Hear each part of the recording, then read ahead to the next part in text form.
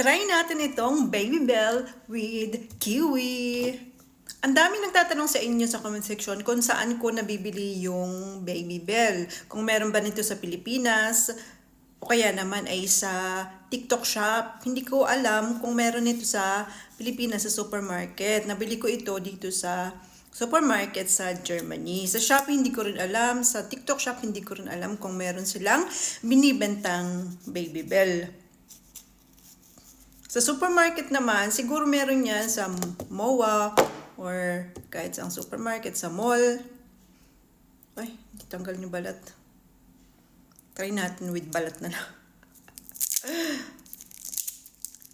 Kaya, dun sa mga nagtatanong, punta na lang kayo sa mall. Tapos, tingin kayo dun sa mga cheese section. Kaya mga yogurt, gatas, ayan. Baka meron doong Baby Bell.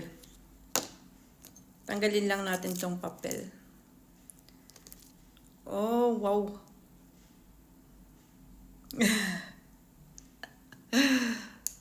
Let's try.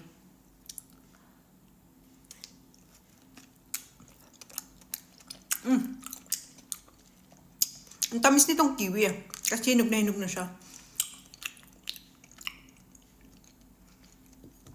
Kinakain naman talaga yung ano nito, hugasan lang, yung balat. Sa kapag hinog na. Kasi kung hindi pa hinog yung kiwi, matigas yung balat niya.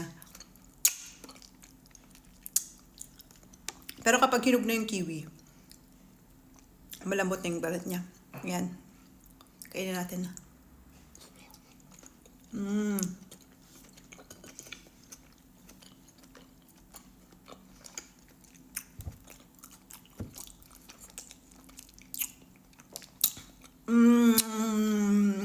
Rate ko siya ng 8 out of 10. Masarap din yung Baby Bell sa prutas. Lalo na sa prutas na matamis. Try nyo.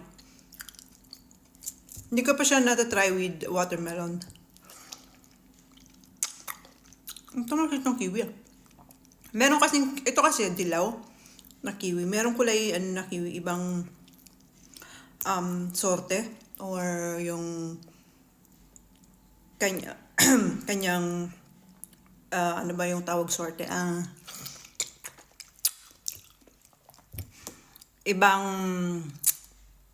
kayo na bahala. Follow niyo ako sa Facebook. Thank you.